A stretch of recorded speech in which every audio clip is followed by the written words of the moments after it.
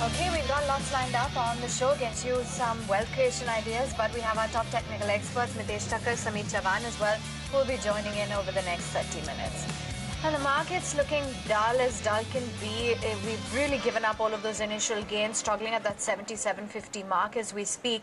And your biggest casualty right now, it's the FMCG index. That is down a whopping 3%, while the rest of the indices, which are down about a 0.5% to almost 0.8%. So clearly, deep gash is coming in for FMCG as a pocket. Just bring that index up for you to give you a clearer picture. PSU banks, auto, they're also in reverse gear. And you've got the pharma index, which is doing fairly well today. Real estate and media has a pocket too that's managing to hold out. Some of the top laggards then, take a look at ITC as we just flagged off your top loser on the index. It's a 6.5% smash down. Then there's Cairn India, Coal India, which are weak. And oil and gas, no surprises to see ONGC and RIL as the top casualties, which is why the entire energy pocket too is very weak right now. SBI, Bajaj Auto are some of the other key heavyweights which are losing steam in this market. The broader end, it's managing to hold out, but nothing to really shout home about. It's marginal gains, and the small cap index, for one, is holding out by about a 0.5% or so. There's lots of stocks like Core Education, there's Godfrey Phillips, Shasan Pharma, Bhushan Steel, all of which are losing quite a bit right now. Let's bring on board Mitesh Thakkar and Sameet Chavan, who join in to guide us over the next 30 minutes.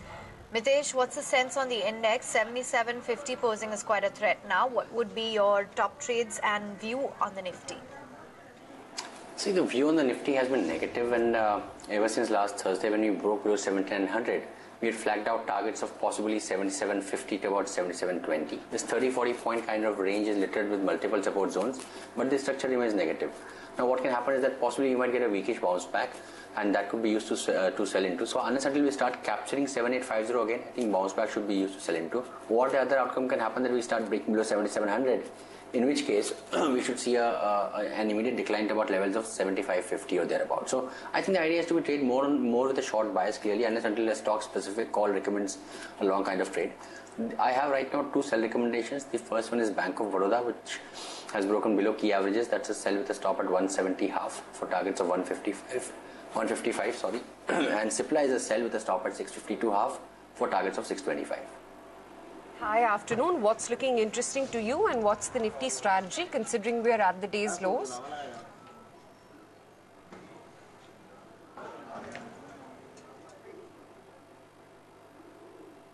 Sameet, is my voice reaching you? Yes. I just missed up your point. I was just asking you about what you make of the Nifty, the kind of grinding we've seen thanks to names like ITC, and what stocks are looking good for a trade right now to you. The Nifty was clearly struggling around 79 79.50 mark. We witnessed a correction in last 3 days from the levels of 79.50.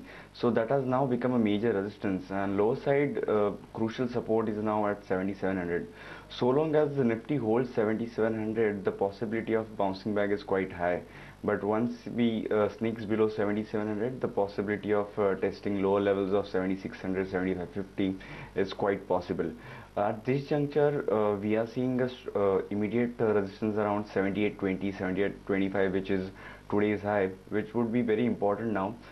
In case if we get an early closing beyond 7825, the possibility of moving upwards is quite high. So long as the Nifty holds 7700, the possibility of a bounce back towards 7900, 7950 cannot be ruled out.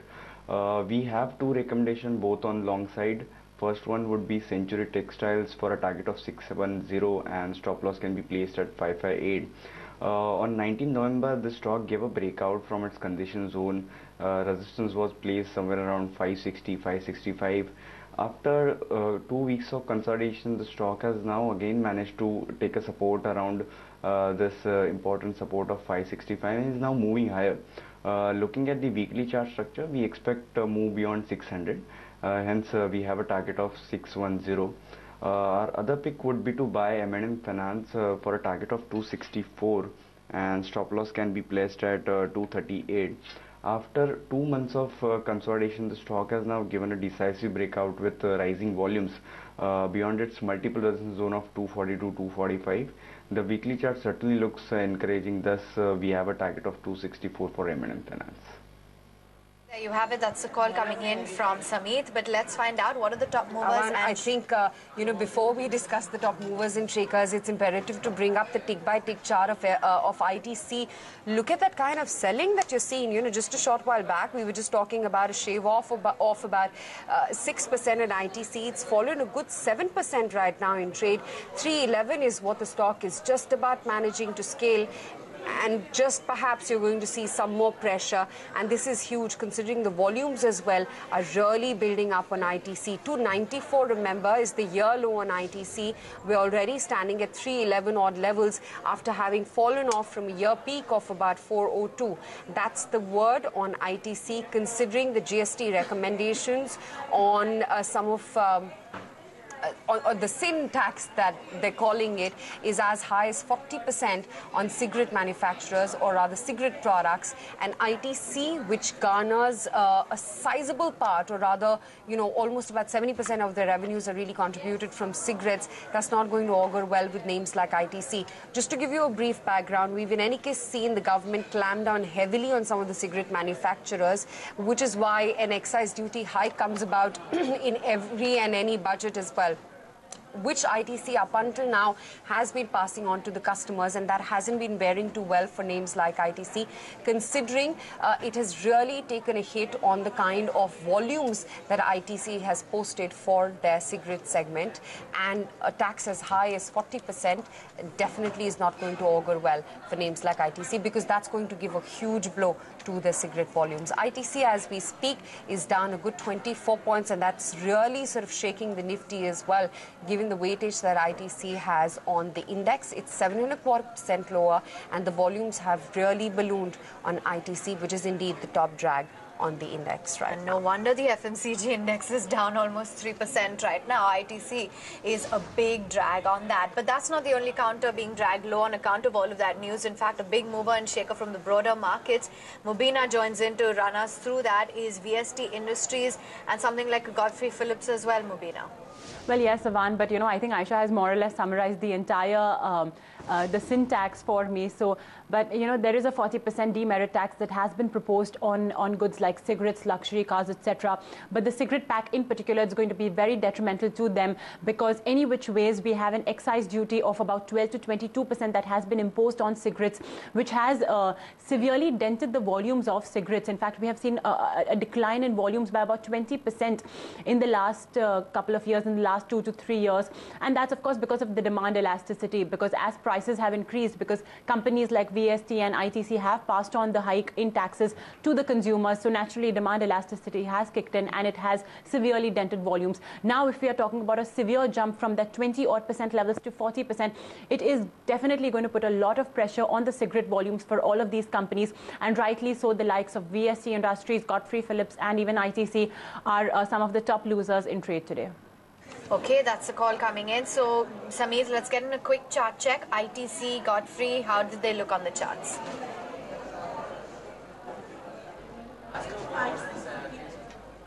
See, 335 was clearly acting as a strong support for ITC. The range was on the higher side, wherein 335 was a strong support, and higher side, the 355, 358 was a resistance.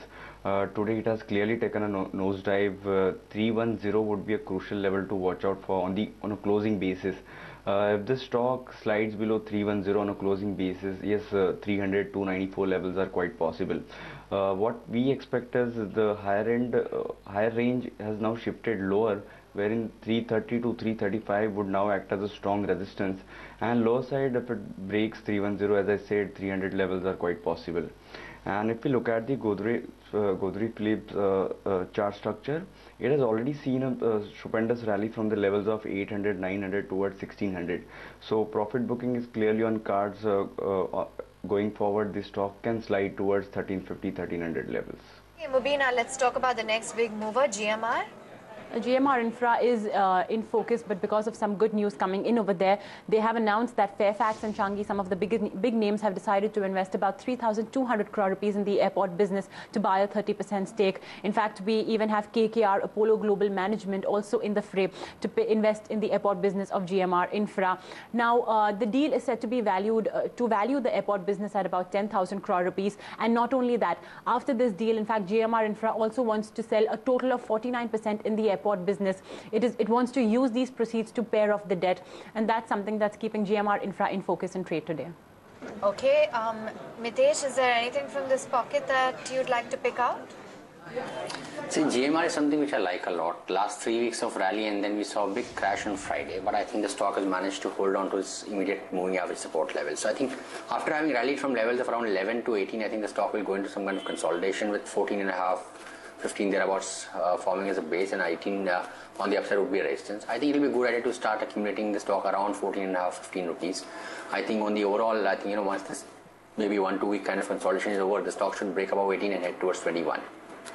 Mubina, tell us what's the buzz when it comes to Lanco Infra? Well, that one's really being a candidate in this section after a very long time, and that's because Lanco Amarkantak is now starting to supply power to its Haryana Discom. And now that this plant has become operational, this would mean that with this entire 1800 megawatts of operating coal-based power projects, all its coal-based portfolios are now fully operational and is allowing a fuel pass-through. So that's definitely a very big positive for Lanco Infra. In fact, the management has also said that with this becoming operational, it has the potential of doubling the revenues for Lanco Infra to 1,200 crores and even the EBIT by 200 crore rupees, and it would overall have a positive impact on the financials of Lanco Infra. Okay, thanks very much, Mubina, for summarizing all of those top movers and shakers in trade today. In the meantime, let's help our viewers out. They've got lots of questions lined up in these volatile markets. First up, an email query from Jaya Raman, an investor.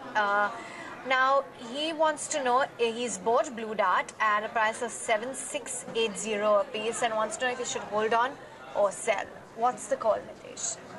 See, I think Blue Dart, again a stock which has done extremely well for a number of years, now looks slightly tired at higher levels. So I think, if he has a holding view of more than 24 months, then only I would suggest holding it out.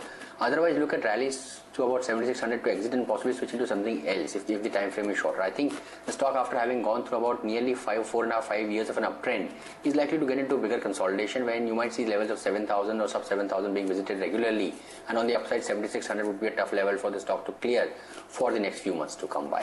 So I think if the investor has the horizon of more than 24 months, it's a good idea to hold on. Otherwise, use rallies close to about 7600 plus to exit. Got another query then, Mitesh, from Vimal, and he's writing in, wants to know what is the long-term outlook for Gitanjali Gems.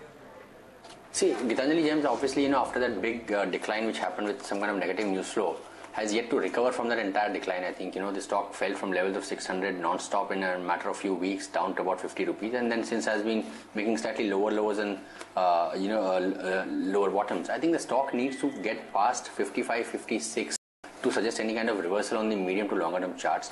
Once that is being captured, then you can look at a rally of about or an uptrend about levels of rupees 90, which could happen in a matter of few months. But otherwise, unless until 55, 56 is going to remain a very significant cap for the stock. Right. Okay, let's take a very quick break then on that note.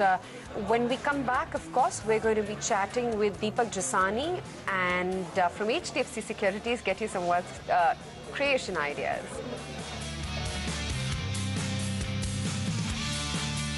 And to send in all of your stock queries, email us on rtb@etnow.tv or visit our Facebook page, facebook.com/etnow, and we'll help you out.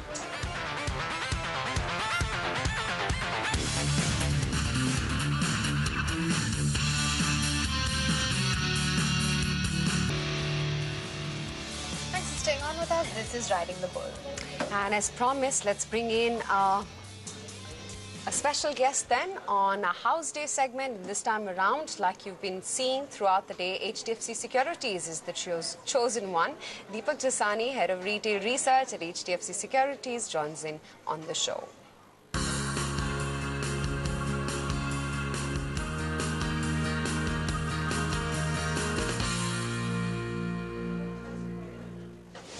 Deepak, hi, good afternoon. Good to chat with you today on House Day, and I can't help but speak about the way the cigarette stocks have been falling because of the revenue neutral rate recommendation by the CEA as high as 40%. This is not going down well with names like ITC, VST or even Godfrey.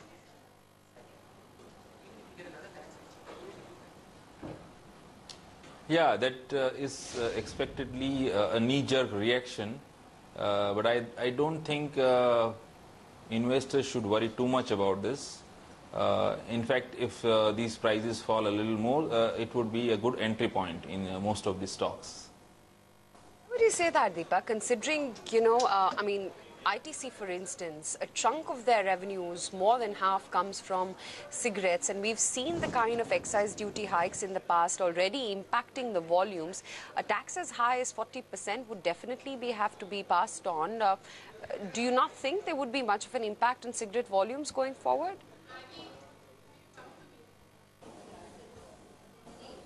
See, now, on the one hand, we have been seeing the volume degrowth falling over the last few quarters.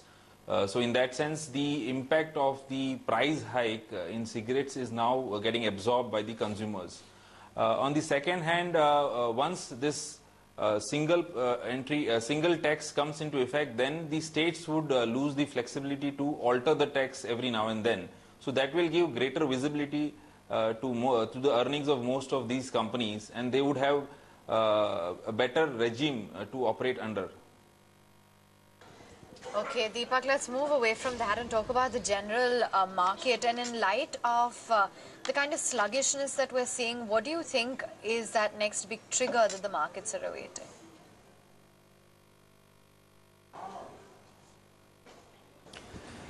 The trigger, basically we are looking at two triggers in the near term. One is the US Fed meet on December 15th and 16th. I think one interest rate hike is already discounted in the prices. But how does the US Fed discuss or say about the future interest rate hikes? How much of a hurry they are in to keep raising interest rates going forward will be keenly watched. On the other hand, the passage of GST bill in the Indian Parliament is the second major trigger to be watched out for. Okay, and Deepak, let's nail it down to some interesting wealth creation ideas, and All Cargo and Deepak Fertilizers. Run us through why these stand out. Yeah, today we will talk about two stocks. One is All Cargo Logistics. All Cargo is a leading logistics player providing integrated logistics solutions. They are into multimodal transport operations, CFS, ICD operations, project and engineering solutions, coastal shipping, 3PL logistics, etc., etc. So they are into entire gamut of logistics. The company has made some smart acquisitions over the last few years in Belgium, Netherlands and US to gain a foothold into the MTO space internationally. They have also expanded their CFS operations over the last 2 years and now are one of the only company with significant presence at the key container ports of JNPT, Chennai and Mundra. They also have a significant project and equipment rental division, so which will also benefit out of the rising infra and capex spends. Coastal shipping is another area which they are focusing on. They already have 5 ships and have plans to add another 2. As far as e-commerce related boom is concerned, they have already tied up with few players to provide services to them. So apart from that, financially this is a very conservative company.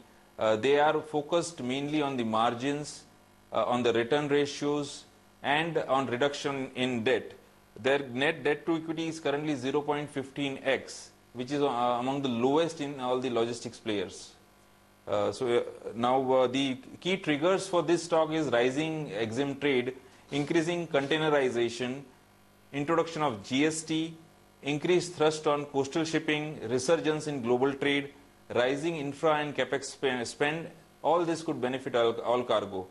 A note of caution here is they also face some risk. Risks include forex fluctuations, a delay in global recovery, a delay in the Indian economic recovery and continued slowdown in the Indian infra and capex spends. And what about... So this is as far as all cargo is concerned. Yeah. And a The quick other, sorry? A quick call on Deepak Phert. The other, Deepak Fertilizer is into fertilizers, nitrophosphate fertilizers, and also into chemicals which are based on ammonia. Here the key trigger is the expansion that the company is carrying out recently, and the gas availability and gas pricing due to some litigation which is now going to be available to them, and also due to renegotiation of RAS gas contracts, which is a high probability. So these two things could result in increased gas availability, increased production of fertilizers, and increased chemical production. As it is, the company is available at quite cheap valuation. It is a good dividend payer. Return ratios, though low, are on the way up. So net compared to the other chemical companies which are already quoting at very stratospheric valuations, this company is still available quite cheap. It is having large market shares globally as well as in India in various chemicals that it is producing. Just because it is also into fertilizers, it is getting a little lower valuation, but I think this situation could correct going forward. Okay, many thanks, Deepak. Lovely having you with us on House Day and sharing your wealth creation ideas and outlook on the markets.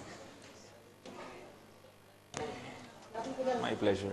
Okay, let's take note then of the flashes coming on your screen as well, with the Delhi High Court dismissing Rahul and Sonia Gandhi's plea to quash summons. This is with respect to the trial court order in the National Herald case. Arun Nair joins in with the details. Arun.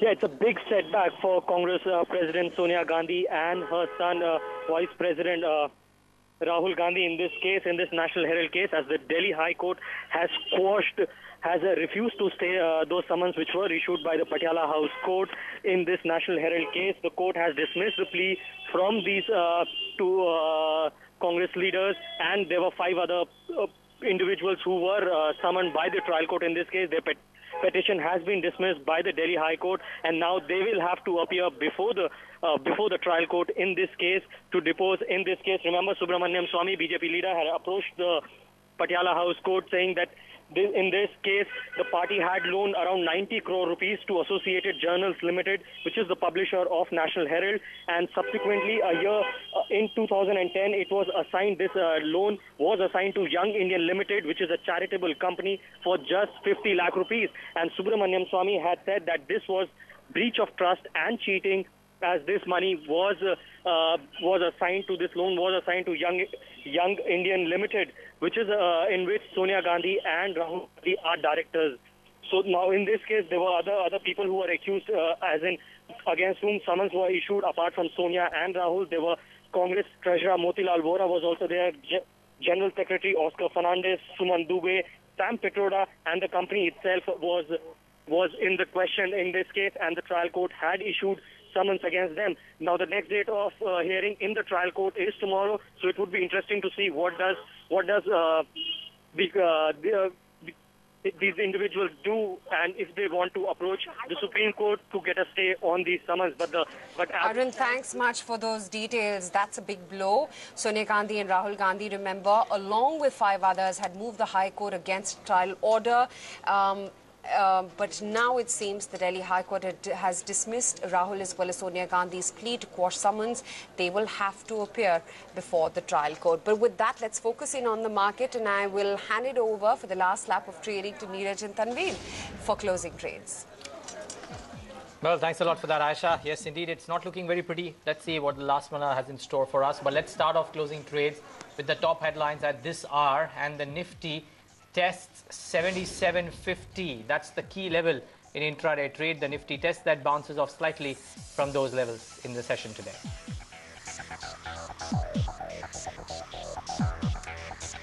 And not just that, mid caps and small caps, they outperformed the index. So the action really has been with the broader market, and it's been extremely stock specific. That's not just been the trend today, actually. That's been the trend all of the month gone by as well. ITC sinks more than 7% in trade. Recommendations of steep GST rate of 40% on demerit goods weighs heavy on tobacco companies. Meanwhile, Sun Pharma rally, and that one continues on the back of Glevix's approval. This is a strong move on the stock, up 3% at 780 on. So those were the top newsmakers at this hour, quite frankly. Just looking at the broader end, or rather the large caps, though Tanveer, it certainly seems that it's ITC and to an extent the oil and gas space, noticeably ONGC and Reliance Industries, which are leading to this kind of a fall in the index. No action out there on the large caps. Oh, absolutely. You know, Asian Paints is high about 4%. The Sun Pharma that we highlighted as a key headline story. But if you really drill it down to specific names, the HUL is high about 2%. You have some interest in commodities. But there are no big bang gains coming into the market from among the large caps. IndusInd Bank, Kotak Bank are pitching in. But you can see that on balance, the market is divided. The big story, and we can talk about it at length, but can go on and on, has been ITC and the way the stock has tumbled 7% in trade. We'll talk about that and more. But aside of that, just on the index, it's a bit of a a labored sort of a session. Reliance Industries, Idea, ONGC weighing out. Yes, indeed. The syntax impact coming in on all the companies. So ITC is down 7%, but VST Industries, Godfrey Phillips, that entire clutch of mid-cap names is down and out in the session today. So that syntax impact, as we like to call them, and all of those stocks are duly reacting. IDFC is at new lows for itself. So that is not having a good day in trade either. Not the bank, but IDFC, the parent, is now at 49 or thereabouts, or at least intraday trade. It did hit the new lows for itself. So IDFC is another stock that is not doing too well in trade. We're speaking about the price movements. Just look at the F&O activity in 2 or 3 key names. So ITC naturally comes up because it's added almost 30 lakh shares in OI in today's trade. Just Dial is another one, which after cracking quite strongly has just bounced back a bit. But the stock has added some 10-12% OI in today's session. Some bit of short covering now coming in for Just Dial. And Arvind, which is a gainer today, has added about 13% OI in today's session. So good going for that one. Last but not the least, some mid caps and small caps that I do want to point out. There is an anti-dumping duty on phthalic anhydride, and that is leading to an uptick in IG Petro as well as Thirumalai Chemicals. So both of these stocks are up and about. Sharp India, small cap stock, but the parent plans delisting. That stock is up 20%. And stocks which are at new high include an Aegis Logistics, Jubilant Life. All of these at some point of time today did hit their fresh highs. Mukta Arts, SQS India, TV Today. These are some big movers in trade. Let's get in the technical experts to speak about how are they approaching trade today. Mitesh Thakkar as well as Sandeep Wagle with their sense of the charts. Gentlemen, good afternoon. Thanks for joining in. Mitesh, what is your trade approach right now? What's your Sensex strategy? And what are the specific recommendations that you're giving out at this hour?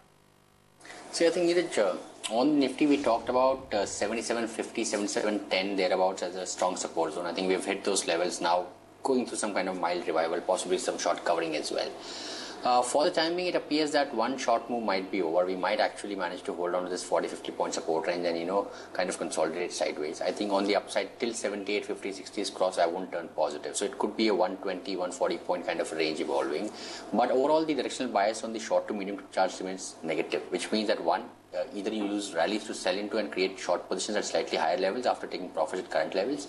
And secondly, wait for the 7700 level to be broken on the downside, which is close to about 25,500 on the Sensex or 25,450 on the Sensex, to break down and then initiate aggressive short positions. So for the timing, I think the entire down move since Thursday, which we've been pointing out towards possible targets, these targets have been met. I think the down move has played out very nicely. I think for the timing, you might see some kind of short covering and marginal profit taking on the short positions happening around these levels. On my Sensex strategy, I think that's clearly the same. I think I would suggest taking profits on short positions around 25,500. We did decline below those levels intraday basis. We are now about 30-40 points higher than those levels. But I think good levels to take profit if somebody hasn't done that already. And on stock side, I have one buy and one sell recommendation. The buy is on Colgate Palmolive with a stop at 980 for targets of 1020. And OBC is a sell with a stop at 147 for targets of 135. Okay, so these are the couple of ideas from Mitesh Thakkar that will come up on your screen. Mitesh, yep, so Colgate Palmolive, it's a buy with a stop of 980 and a target of 1020. And this is OBC, which is a sell call with a stop at 147 and a target of 135. Do note down those targets as well. On the Sensex, Mitesh is recommending taking profits off the shorts. Sandeep, good afternoon. What's your trade? I was actually going to ask you, you are preempting my question, Sandeep. Oil and gas is having an extremely weak day. I'm not surprised that the two stocks that you've chosen are amongst the weaker hands on the Nifty today, Reliance Industries and Coal India. Good afternoon, Neeraj. I think first I will talk on the Nifty. I will comment on the Nifty 7750 to 7850, which I have been talking of, and that has found support, and we may see a bounce back towards 7800.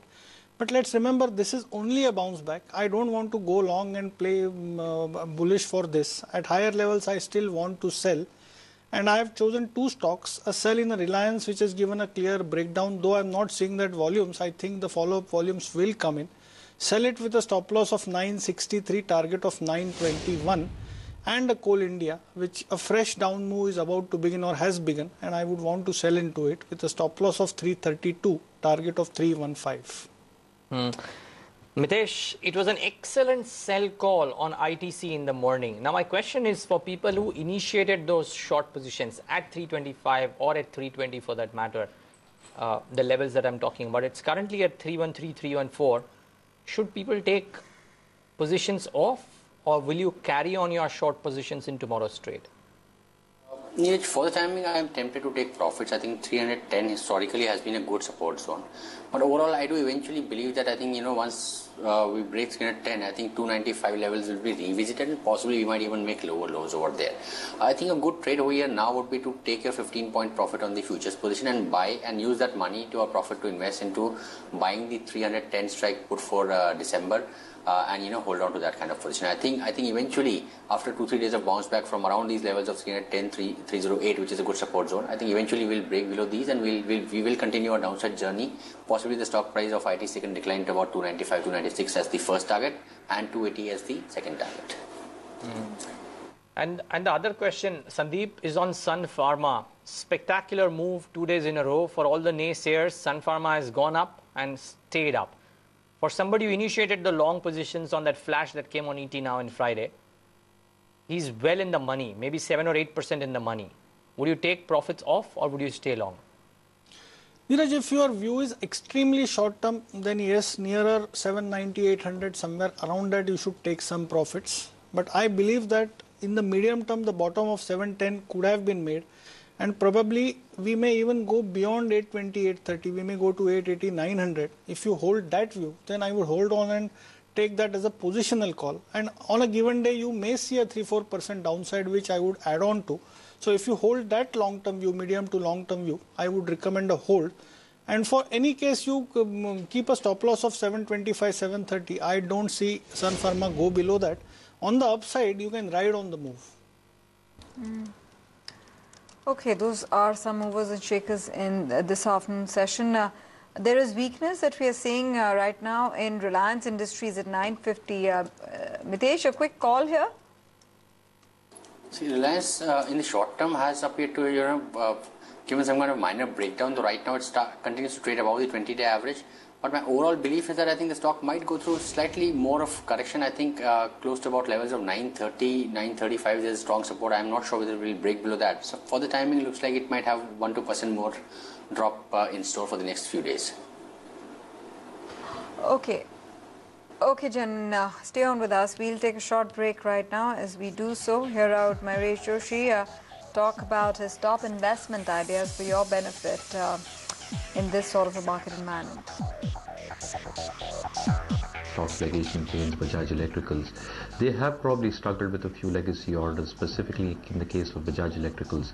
But clearly, I think once the discretionary spending and the discretionary demand comes back over the next 2 to 3 quarters, the earnings should show improvement, but the earnings should start improving from Q2, Q3 of FY17. I think the worst, in my opinion, is largely done with Sun Pharma. Whatever was happening with the Halol plant and the expectations again of weak earnings growth is clearly panning out on the stock price. The Gleevec approval is a huge plus for Sun Pharma. So again, on a conservative basis that we probably pegged, the top line should be anywhere between 250 to 300 odd $million, and that should probably help in the bottom line getting up around 75 to 90 million odd dollars. There is a huge pipeline of niche generic drugs that are expected to come through, and if these approvals come thick and fast over the next few quarters. Earnings will show a huge amount of upside. So I think we've got a target price fixed at 1,000 rupees.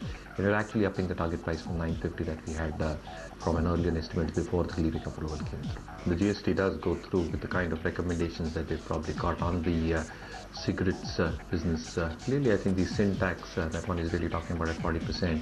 And if that comes through at that rate, I think yes, incrementally, I think ITC's cigarette business is going to take a huge hit. ITC might underperform the market, but again, I think the range for ITC is probably well defined between 300, 310 on the downside to 350, 355 on the higher end of the band. I think FTU Care, for all the people staying in Mumbai, I think a well-known brand in terms of coaching.